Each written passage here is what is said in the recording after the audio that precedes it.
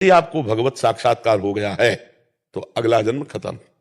और यदि कहीं आसक्ति है, वस्तु व्यक्ति स्थान में लेना देना कहीं भी आसक्ति है, तो आना पड़ेगा, इस जगत में आना पड़ेगा।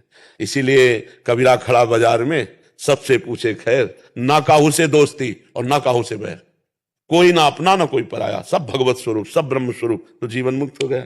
और अगर कहीं भी आसक्ति है, पुरंजन की स्त्री में आसक्ति थी, अगला जन्म स्त्री का हुआ, जहां आसक्ति है वही तुम्हें होगा।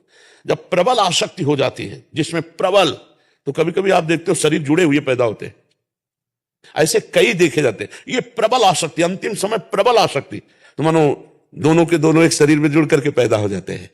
आसक्ति ही हमारे अगले जन्म का कारण है। अगर ये आसक्ति नष्ट हो जाए और भगवान में हो जाए तो हम मुक्त हो जाए। ये आपको देखना पड़ेगा कि आपकी आसक्ति कहीं है, आपकी कोई इच्छा है। हम लक्षण बता देते हैं। जिसको कभी नवीन भोग भोगने की इच्छा नहीं है, पुराने हुए भोगों के भोगने की तृष्णा नहीं है, जिसका कोई अपना नहीं है, कोई पराया नहीं है, जैसे मीरा जी, मेरे तो गिरधर गोपाल दूसरो, जैसे तुलसीदास जी महाराज, एक भरोसो एक बल एक आस विश्वास, एक राम घनश्याम हित, चातक तुलसीदास, खत्म खेल, खेल खत्म, अब जन्म नहीं होने वाला। तो ये बात आपको देखनी। नवीन भोग भोगने की इच्छा नहीं, भोगे हुए भोग को तृष्णा कहते हैं। तृष्णा नहीं, और हमारी किसी से शत्रुता नहीं, अजात शत्रु, और हमारी किसी से मित्रता नहीं, ना किसी से मित्रता ना किसी से शत्रुता, सब में अपने भगवान का भाव और निरंतर भगवान का स्मरण। तो अब अगला जन्म नहीं होगा। महाराज जी, उसमें जो दूसरा पार्ट है कि ये जो कहते हैं शास्त्र सम्मत कि योनि में गिर भी सकते हैं, पशु योनि में भी हो सकता है, वो मतलब कुछ ऐसे कर्म बन गए जिसमें शुक्र बनना पड़े या स्वान बनना पड़े, ऐसा भी संभव है? हाँ हाँ, बिल्कुल बिल्कुल बिल्कुल पक्का बन। जैसे जैसे उदाहरण में है, इतिहास से उदाहरण दिया जाता है। महाराज नहुस अपने कर्म के प्रभाव से देवराजेंद्र बने, और वहां सची के साथ गलत आचरण करने की चेष्टा का भाव आया, तो फिर अजगर की योनि को प्राप्त हो गए। सीधे देवराजेंद्र के पद से ट्रांसफर हुआ अजगर योनि में, सीधे ट्रांसफर हुआ।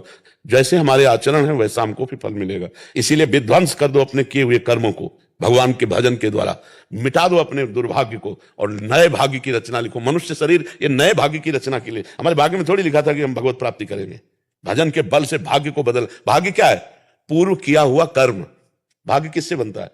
कोई देवता थोड़ी है, वो हमारा ही पूर्व का किया हुआ कर्म है। तो आज हम प्रायश्चित कर सकते हैं, आज हम प्रायश्चित कर सकते हैं, उसका अपने पाप का प्रायश्चित कर सकते हैं। हम तपस्या के द्वारा, व्रत के द्वारा, नियम के द्वारा, भजन के द्वारा, अच्छे आचरणों के द्वारा, परोपकार के द्वारा हम अपने भाग्य को बदल सकते हैं। मनुष्य जन्म इसीलिए मिला, नहीं तो सुअर कुत्ता और हमें अंतर क्या रहा? वो अपने प्रारब्ध को भोग रहा है, हम अपने प्रारब्ध को भोग रहे हैं। नहीं, हम प्रारब्ध को मिटिया मेट करेंगे, प्रारब्ध को विध्वंस करेंगे, भगवत प्राप्ति करेंगे। हम भगवान के अंश हैं, भगवान के बच्चा हैं। तो ये ठसक रख करके खूब भजन करे तो मिट सकता है, नहीं तो फिर कुछ भी बनना पड़ सकता है, कुछ भी।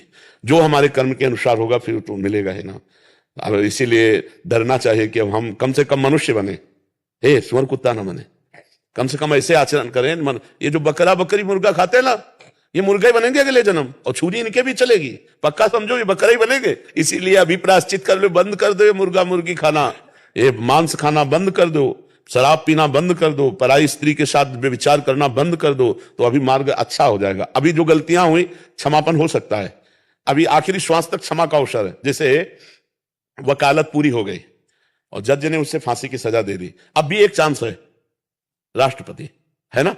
तो इसीलिए भगवान ने कहा सर्वधर्मान परित्यज्य मामेकम शरणम व्रज तो अहम त्वाम सर्व पापेभ्यो मोक्षयिष्यामि। अब भी एक चांस है, भगवान की शरण में हो जाओ, नाम जप करो, भगवान तुम्हें मुक्त कर देंगे समस्त पापों से। भगवान कह रहे अहम त्वाम सर्व पापेभ्यो मोक्षयिष्यामि मा शुचा। एकमात्र भगवान की शरण, भगवान का नाम।